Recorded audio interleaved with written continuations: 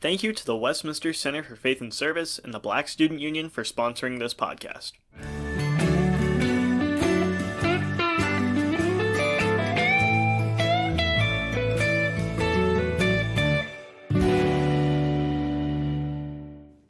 Welcome back to episode 3 of After the Tassel, the Office of Advising and Career Development's new podcast. Today I'm here, my name is Clay Osceola. I'm a student here at Westminster College. I'm joined with my co-hosts, Michelle Craighead. You want to say hi, Michelle? Hi, everybody. And Mandy Plybon. Hi. And then our special guest, John Martin. Why don't you tell us a little bit about yourself, John? So, my name is John Martin III. I'm originally from Houston, Texas. I'm a graduate from Westminster College. Graduated class 2019. At my time at Westminster, I played football, was a track and field athlete, even a pretty good cheerleader.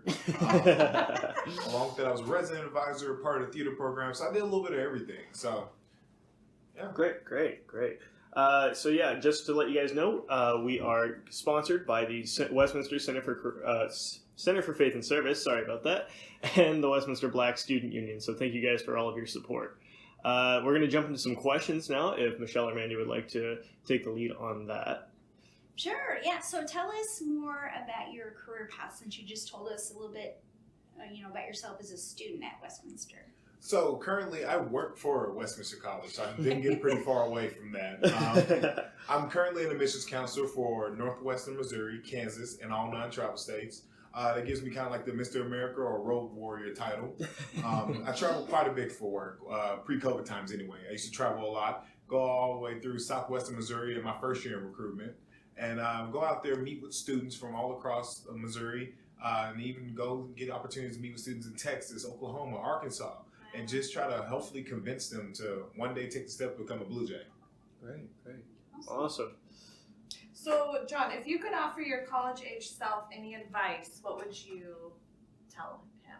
Oh, man, don't stress it, because that was most of my college experience, sitting around stressing about everything. Like, go out there and make the most of each opportunity. You have so many here at Westminster that it sometimes gets overwhelming that with the amount of things you can do, and that just stressed me out. Was I doing enough? Was I doing too much? Do I need to take more time? Should I focus more on my studies? Can I play football this year and still get a high GPA? But it all worked out in the end, so I wouldn't tell myself, don't stress as much. It's going to work out. Yeah, cool. I think that's some good advice. Yeah. So what ultimately led you to Westminster? What led you to choose us, college? So Westminster, I found the school completely by accident. So I was actually originally committed to going to go play football at another school. It's Louisiana Monroe. Oh, So I had the opportunity to go play some higher level football, and I thought about it, and after on my way to go visit another school in Kansas, I actually stopped by Westminster College. The coaches were really nice. They were very persistent. I made a connection with them right off the bat. And that connection led to me stopping by visiting. It's supposed to be a day visit, drive by, see the place, leave. What's the worst that can happen? I don't like it. I say no, keep going. Mm-hmm. But in reality, I fell in love with the school, ended up staying for 2 nights, and even stayed for one of their Welcome to Westminster days, and met with the faculty, staff, and some of the other students, and just decided that weekend that this is where I wanted to be. Huh. Well, I guess I want to add on to that. What do you think made it feel like home, made you feel welcomed? It was that personal appeal to it. It wasn't the fact that I was a recruit, and I wasn't treated like a football recruit. Yeah. I was treated like somebody who was just another normal human being here. Everybody was interested and intrigued by, well, what do you want to do? What is something you enjoy doing? What are your passions? What do you want to do in your future? They were always worried about what I wanted to do instead of football, or Gotcha. you're just a recruit here. We're just trying to give you the best look. It was a genuine appeal to me. That's really funny that you say that, because I distinctly remember coming to one of my first Welcome to Westminster days when I was like a junior or senior in high school, and you were the one sitting at the front of in the lecture hall. I really remember you saying like how you're a football player and how you like came to Westminster instead of going somewhere else to play like higher level football and everything. I was like, that's how I know this is a good school. Yeah, that's pretty cool. It's great that somebody remembers that, because I go to so many welcomes. Being a resident advisor and everything else and being involved, I was always at the welcomes and the SOAR days, and I met with so many students, and the fact that they still remember my story is actually kind of interesting and kind of exciting. Yeah. Well, and you worked for us in the Career Center. I did. As what was your title? Do you remember? I was the social media and marketing intern. Okay. So, and Matthew and I know you from your work there, and you know your personality plus, you know. So we loved having you there. So Thank you. So it's not on our list of questions, but what kind of experiences did you take part in while you were a student at Westminster that you feel led to going down this career path that you've chosen, at least as a recent graduate? Oh man. So I had a lot of experiences here, and I think a lot of them were just working with the school as a student. So first of all, I know I said it before, but I was a resident advisor. That's kind of like a glorified babysitter position for college students. So I had my time doing that, enjoyed helping people, and then I interned with the Center for Career Development. I interned with them, did social media and marketing, got intrigued there, and it was just the whole fact of what better to do than sell something that you already know. You can sell a school, and if you believe in what your institution has to offer, it makes your job so much more easier. And that was just my thought process throughout. I've worked for the school in multiple different offices. I even was a student worker for the president's office. So I was everywhere, from athletics to the president's office to even helping out in the library occasionally. So it was just the fact that it was something I knew very well. And they said, there's a admissions council position open. I was like, what does that entail? Well, we need somebody with a great personality. I was like, I'm full of personality, so I can do that. It was like, you get to go talk to people, you get to travel, and hopefully convince students to come join Westminster College. And I was like, well, I got an atypical story. I'm from Texas. I knew nobody in Missouri, and I like to travel, and I can talk a hole in the wall. So let me go for it.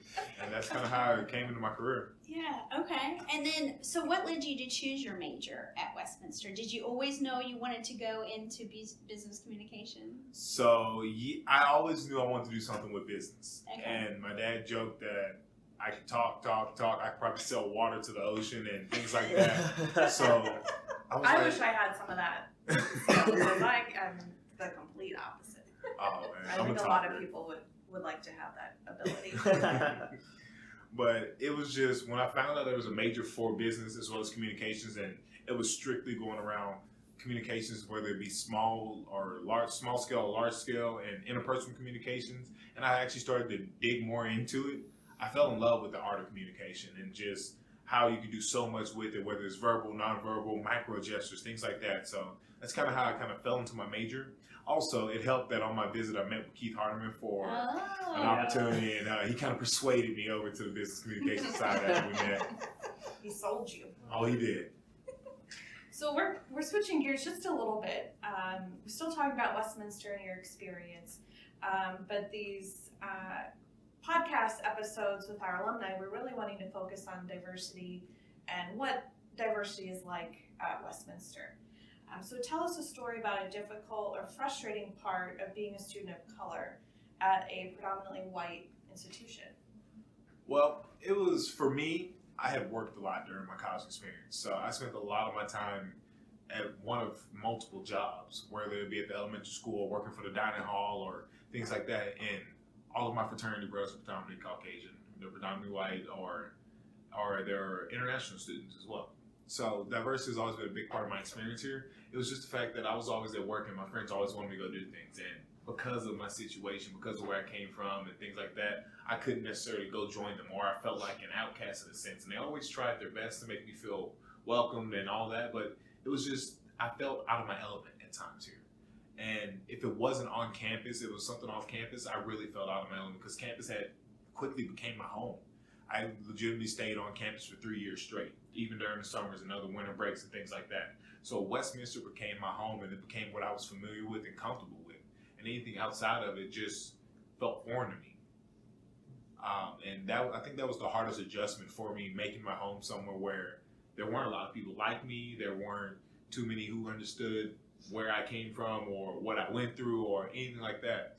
But it was always great to have those people who had your back that were still willing to try to understand or talk with you to find out more about your situation so they can hopefully put themselves in your shoes. Well, we have a lot of students that come from smaller communities, and they may not have attended a class or, experienced, education, with a student of color or seen an international student. What kind of advice would you give them for how to, feel comfortable, to reach out to them, what is your advice? So for a student like that who's never had experience with any type of diversity, whether it be domestic diversity or international diversity, be genuine. Talk to them. Start small conversations and build a bond with them and try to find out more about them. Ask them about their culture. Ask them about the things they enjoy doing. Because it may be some of the same things you enjoy doing, or maybe something completely different that you've never heard of. I even had an experience with a friend who was like that, from a smaller community. And he had never seen a person of color until he left his community and came to college. Yeah. At the end of his first year here, all of his closest friends were people of color, and he had completely opened his mind up to a new world. He took the time to find out about our culture. He took the time to find out about things we enjoy, the holidays we celebrate, and he just took it in stride. And he was one of those people who made it a genuine attempt. He was like, you know what? I see no reason why we can't be friends. So he made that extra effort to find out more about us.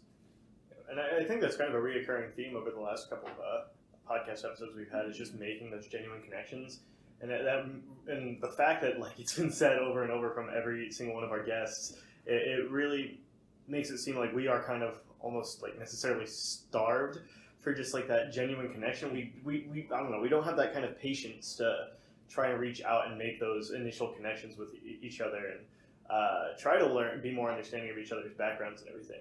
How do you think we start kind of tackling that? How do we start making those more genuine connections? Do you think that it's something that can be learned in a classroom setting, or is it just something that you really got to just open your mindset to? What do you think? I feel like it's something you just got to have an open mindset for, because some people who are brought up in those situations don't have an open mind. They have that one closed view. They have that view of their community, what they're comfortable with. Get out of your comfort zone. Step out there, try different things, meet new people, make those experiences. If you go in things with an open mind, you're more willing to try those things, or more willing to make that genuine effort and attempt. And there's nothing better than someone being genuine, someone being themselves. So that's how you find out who they truly are. That's how you find out more about them. And that vulnerability in those situations makes so many better connections. I agree. What roadblocks have you faced as an individual of color when applying for jobs? Have you experienced any kind of roadblock?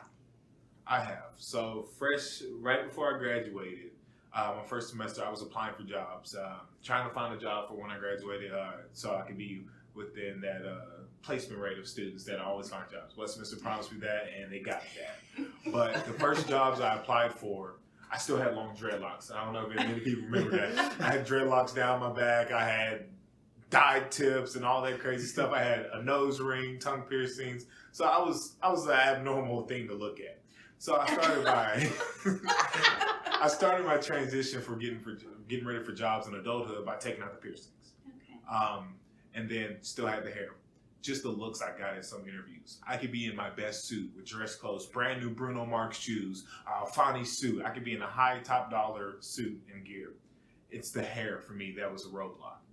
I had dreadlocks down my back, had them for almost 8 years, and once I cut them, jobs started kind of flowing in. Why do you think that might have been an issue? I think most people have perception of dreadlocks not having a professional appearance to them. Okay. Which I got mine done once every month to 2 months. I always washed them. I kept nice smelling oils on them. I tell anybody, if you have dreadlocks, you understand the struggle of really maintaining and dealing with hair. It's like having a small person just attached to you. They require so much attention, and if you go to eat, they jump in your food. Things like that happen. But I think it was just those views on it that made them seem less professional, when in reality, I had to do more to take care of my hair than most other men in the situation for the job I'm applying for. Mm-hmm. And once I cut my hair, took a clean cut appearance, kept it trimmed low and all those things, more and more jobs started pouring in. Whether it be from people who knew me or people who didn't know me, it was just that first general appearance made a world of a difference for it. And I mean, first impressions are everything. They are. Whether or not they're accurate. Exactly. And it hurt me to cut my hair, but I knew I would still be my same self. I would be my same genuine self, just with less hair. And the fact that I could get a job after cutting my hair, that was a small loss I took, but the better thing was I didn't have to cut my hair for the job at Westminster. It's for other jobs I was applying for, just to give myself a better opportunity. And even though I cut my hair, I still felt welcome at Westminster when I went into my interview with my dreadlocks. When I went into my second interview with a flat top haircut, and then when I went back to start my first day of work 2 days after graduation with no hair at all. So yeah, I think it kind of goes back to what we were just talking about, like how they kind of have to step out of their comfort zone because they're not, like you said, they're not used to seeing dreadlocks, or they have this piercings. they have this whole stereotype or this whole perception of what dreadlocks mean, but that's just within their comfort zone. They don't want they don't know how to kind of step out of that and be kind of mindful and understanding, like, oh, there's a person behind the hair.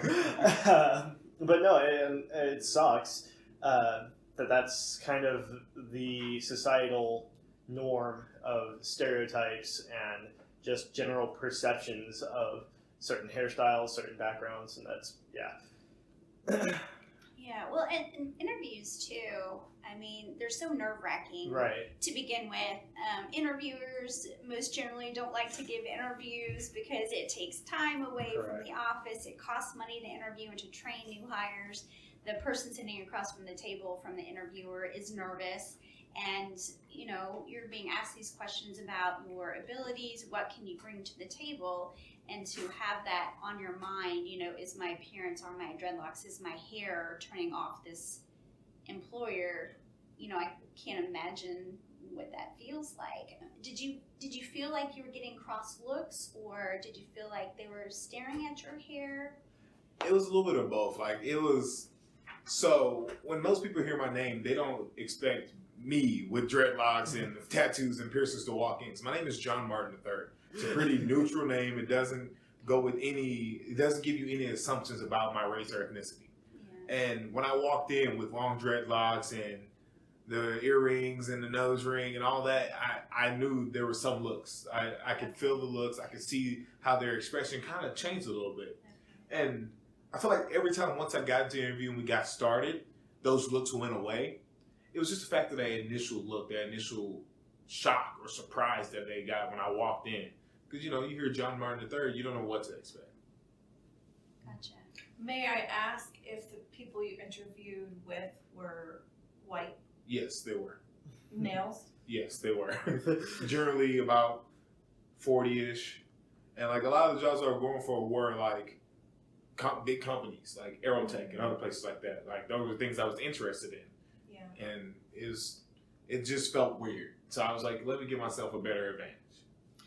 Why did you choose? I mean, you've hinted at it in what you've been saying, but ultimately, why did you choose to cut your dreadlocks versus just sticking it out and finding a company that accepted you for all of your choices?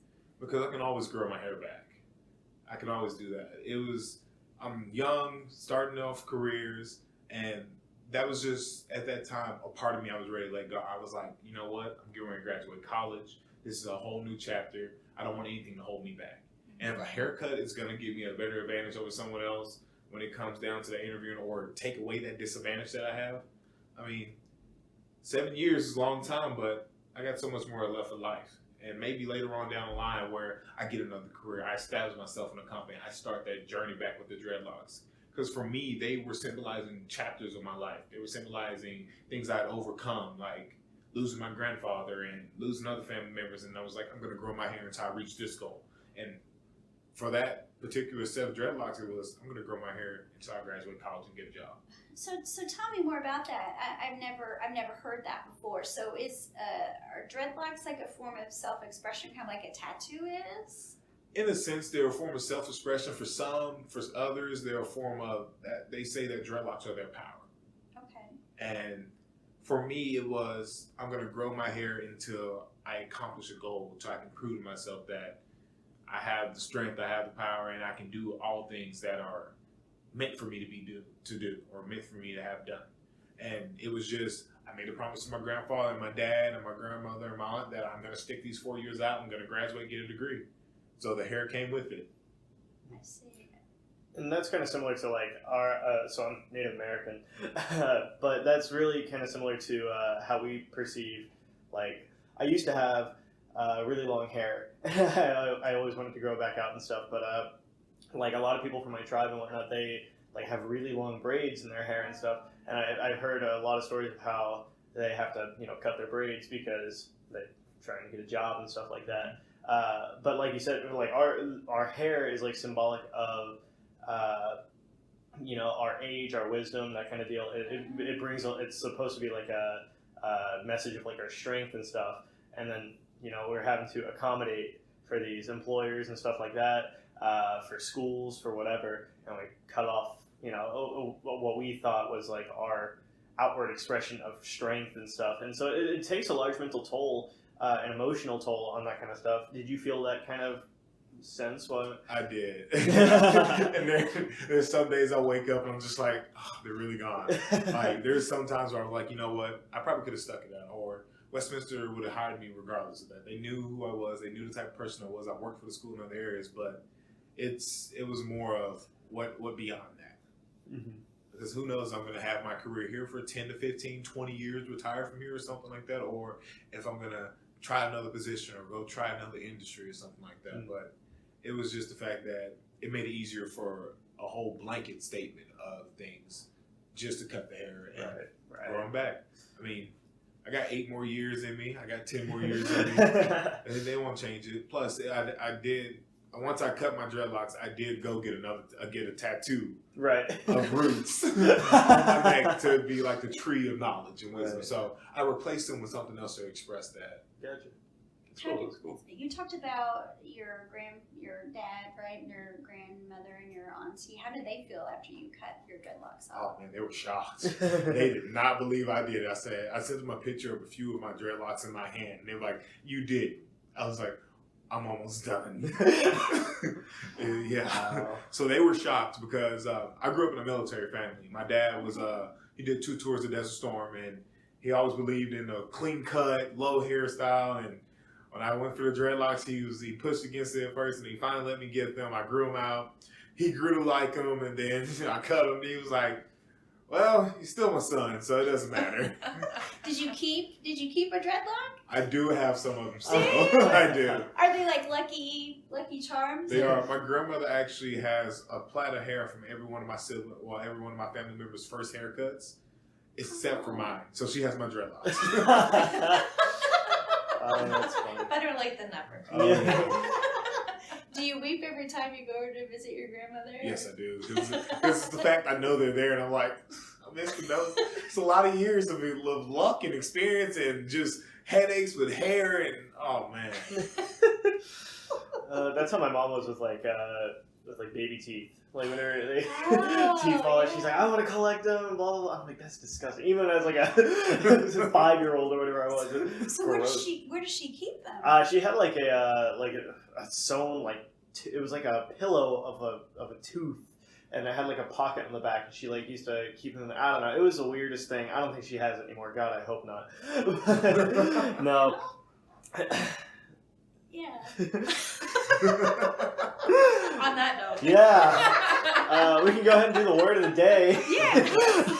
So yeah, John, to fill you in, we typically do this. Well, I don't know if they gave you did you guys give them the spiel? No. So yeah, we do this thing called the word of the day, where we let our guests come up with just a random word. And then whoever's been listening to the podcast to this point, if they hear that word, they can then email said word to careersrv@westminster-mo.edu. And if they email that word by next Friday, which will be... I don't know. We record these in advance. We'll say 23rd? Today's the 16th. It'll be yes, the 23rd. 23rd. Wait, no. Yes. 30th. No, the 23rd. 23rd? We recorded, so today's the 16th. I hope you're gonna cut this. I'm going to cut it. 16th. Because so it'll be next, so we'll release it. Oh, yeah. We're going to release so it on the 30th. The 30th. So, yeah, if you email the word by the 30th,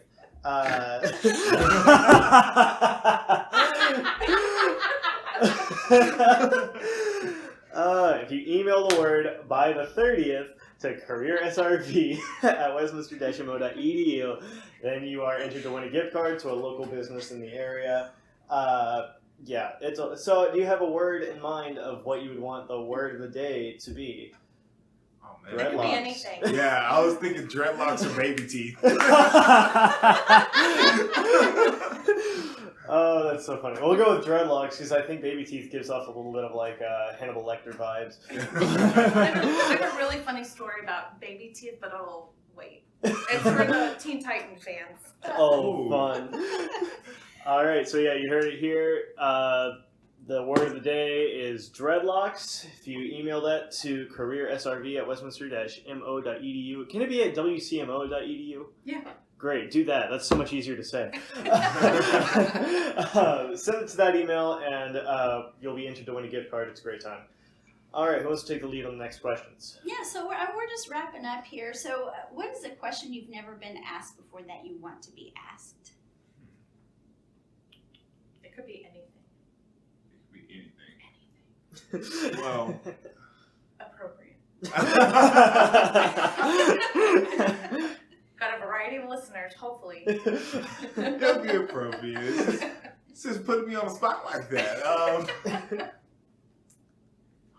That's a hard one because I talked to so many people. I could ask a lot of questions, like, and you would never guess the most random things that I get asked. So instead of that, what's the most random thing you've been asked while you've been talking with prospective students? What's the most random thing? The funniest. Appropriate. Listen, prospective students are full of wonder. So there was one of them asking me about our pet policy. And their first instinct was, can I get a goat? It's like, an emotional support goat? I was like, I don't think that'll be emotional support. I think that'll be very damaging to your mental health. It's like, what do you mean? I've had goats before. They just abuse you, yell at you, and they're a struggle. And then they went on to say, can I get a fish? I was like, I don't think fish count. It has to be something that does a duty. And they were like, I was like, how about a dog or a cat? It was like, how about an iguana? And they just kept going for the most random animals they could think of. I don't know if they were serious or I was not. gonna say, were they pulling your chain? I don't know. They had this stern look on their face. They were like, yeah, an iguana. I was like, no, not an iguana. Could you imagine seeing an iguana on a leash? You're just walking an iguana across the Walking into cloud. the Okay, so fun fact. Speaking of that, I've actually owned iguanas, and I actually had a leash for my iguana. Oh my He used to lord. hang out in my Did you? dreadlocks, and he used to sit on top of my head on his little leash. Okay, I feel attacked now. Oh my god. So I've actually had an iguana on a leash, okay? That's What hilarious. was your iguana's name? Which one? I had 3. Oh. All of them. I had Mr. Blue, I had Miss Thing, and I had money. Because that's what it cost me to get him a lot of money. Grandma told me if I was getting it, I had to pay for it by myself. So I named it Money because that's what it cost me. This is the greatest interview I've ever done. What happened to them? Are they still around? They are actually. I have a friend in Texas. He's actually taking care of all 3 of my iguanas for me. Mr. Blue, Oh, that's a Money, nice and Thing. friend. Yes, he is. So it started off with me getting one and him having one as well. And it kind of evolved from there. I ended up with 3 different lizards. I ended up with 2 iguanas and a bearded dragon, and then ended up taking over his iguana and training it for him. Because it wouldn't be nice to him. Wait, It kept... you train iguanas? Yes, you know. Okay, so I had no idea. you can teach iguanas to be like litter box trained in a way. What? I didn't So know that. they will use the restroom if they're in warm water. So you can teach them that a bathtub is like their litter box, and they'll just get in and do their business, get out. So that was what I was training it to do. How does it get Because into so the you have bathtub? to. Oh, they just climb up over there.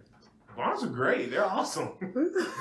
So you would leave some water in the bottom of the tub. Yep. All the time. And Would then- you like fish it out like you do? I'll in just Cali? drain it out and just Just clean the throw it tub. down the drain. Yeah, and clean the tub. Are they like little? No, they're not. They're actually. Mandy wants to know what iguana poop is.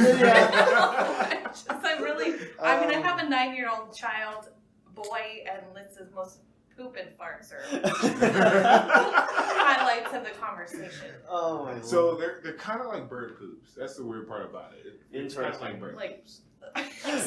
Mandy. Yeah, they're kind of like that. Not at Like all. they have some solid and fluid to them, but they also have some fluid to them. I love how we have switched from diversity issues in the workplace. To iguana. Iguana poop. Oh love my it. lord. That's most conversations with me. They always get off topic. It's a skill of mine. I was voted most likely to say or do the most random thing at any moment in time as a sophomore here at Westminster. Makes Well, That's a sense. perfect example. I know one of your things that you're most proud of was part of the enrollment team that increased the Yes. freshman enrollment 25%. So I'm sure you were probably responsible for that 25% yourself, right? So Personnel. All you, right? so I can say I did have a big jump in my territory. It went from having only 13-ish students to 32. Whoa. So I did have a big jump in my territory for That's students I great. recruited. And I think I can attribute to our great team because the people we have on staff now are amazing. The personnels we have, we all kind of mend together, and it just makes the job so much easier and so much more enjoyable having people like that on the team. Yeah. So Kind of jumping back to the kind of a random question you've been asked. Have you ever been so like for me, whenever people find out that I'm Indigenous, they'll ask me like random questions. So like, do you wear a headdress? Or like, do you wear war paint or whatever? Or like, are you offended by the Redskins logo? I get a lot of like racially charged Yes. questions, and they're just. I'm sure they have great intentions, but it's just like they come out of nowhere, and I don't know. I guess that's kind of random. Yeah. Do you receive those questions kind of I pertaining to do. your background, or have you? I do. So they come with the most random question that I used to get asked is, "Can I touch your hair?" And it never drove me. It never made me angry or anything. But it was just like, I mean, okay, it's just hair. Like, Yeah. just grew it out. Sure, go for it. Oh, it smells so good. What did you expect it to smell like? What do you think I'm doing here? Probably dirty. Yeah, that's what I'm saying. It smells like mango and limes. Like, I take care of my hair. Some coconut. Oh, a little bit of coconut oil gives it a nice shine. Man, I went on a mission trip to Cleveland, like downtown Cleveland, Ohio. We worked with an inner city church there, and the predominant, background was African American. And there were a couple of girls on our team that, were white. They had straight blonde hair or whatever.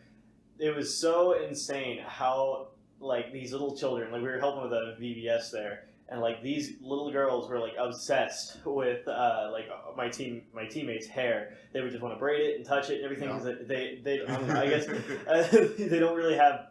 They don't see that kind of hair a lot. Kind of like how I don't think people from Caucasian backgrounds, they don't see a whole lot of. Dreadlocks. Yeah, exactly. So I don't know why I thought of that. That was just kind of a funny moment that it reminded me of. Yeah, well, aren't there some documentaries that even focus on African American hair? Isn't Oh, there one there that too. Chris Rock? I think so. I know Is it it's just called called hair? Yeah. Yeah. Gotcha. Because I've seen something like that, and there were, males and females talking about, their wigs and where they got the wigs, from Indian women and how they grew them and how they created them, and Right. it's just it's very interesting to me. Hair in the African American culture is like a really big thing. That's what a lot of people don't realize. Like, hair is everything, and that's why the natural movement and wigs and braids are such a big deal, and they take so much time and effort to groom and maintain African American hair. Like, for me, growing out dreadlocks and watching my aunt, who was a beautician that did hair for years, seeing the amount of time and effort that they put into it is just a huge thing. And it's insane that we're still trying to fight for this. Like, you can't fire somebody or like discriminate anybody based on their natural hair or like their hairstyles. That's just, I don't know, it's insane to me. Like I said, it kind of goes back to the Native American braids thing for me, but I don't know, I can't believe that we're still at a place where we, like, employers can say, we don't want you because you're engaging in a cultural, thing that we don't agree with. Yeah. It's just, Or we don't know. yeah, it's just like, They just don't know and they don't want to learn. And yeah, no, it's just crazy that it's 2020 now, and you'd think with everything, even since like the 1960s, we still haven't reached this, point of understanding and like mindfulness and patience, but that's just some. John, why is hair such a big deal? What is? Do you know? What's the symbolism, or what's the story? So for a lot of people that I've met, it's just like a status thing. Like, you're of higher status if you keep your hair groomed a certain way or groomed better, or like for how my hair is currently, I have waves in my hair. And there's always a competition for who has the best waves. There's this even viral thing called wave check. You knew where I was going with it. So I think it's just that big status thing. Like whoever has the best waves or the best dreadlocks or the best braids or the cleanest looking hair, or I mean, it's just a status thing. Interesting. And I mean, for a lot of people, it's cultural. For a lot of people, it's a status thing. But it all just depends on where they come from. So hair is actually like a really big deal. I don't know if the Caucasian folks have anything that they're so attached to. You know what I mean? Yeah, I don't know. I almost wonder if that like kind of worth is placed on like jewelry or clothing or something like that. Maybe. Yeah, maybe. I don't know. I know a lot of people that are just really proud of like I got this new stuff at the mall or whatever. But yeah, I come from an Indigenous background. I'm trying to think of just my own experience growing up, and I can't think of anything culturally that I would say. It's because we're so ethnocentric. It's because we're so into, we are Caucasian, so it'd probably be John or Clay to say, well, I noticed that Caucasians or focus on this, or that. What would you guys say, Caucasians? I mean, I'd probably say, like I said, jewelry, something like that. I know a lot of people that talk up their watches and stuff like that. Yeah, watches, cars, or cars. their job positions. A lot of material things, I think, have become the. I think it is kind of that status symbol kind of a deal. China or something like that. Yeah. Come look at my China. Whereas I think with at least Indigenous, it's a lot more like spiritual, or like I said, the hair, like kind of the same with African Americans. Like hair is a status symbol. Our tattoos, status symbol. We have feathers, and I know that's like a that's a very taken out of context deal, but like we have specific feathers for specific things depending on what kind of feather you have. That can be derived as like you're somebody of importance or anything like that. But yeah, no, I think it'd probably go into some sort of material possession, like a car, or a clothing item, or jewelry, or something like that. Clay, I think we need to interview you. I'm I'm serious. Look, I'll do the question. John Martin will come and sit in for me. We'll invite you back. I mean, really, truly, because I've never met an Indigenous person before. So these last several interviews, you've talked about some of the cultural traditions. Yeah, no, and it's really weird because like you'll get a lot of people that say they're Indigenous and say that like, I'm 574th Cherokee.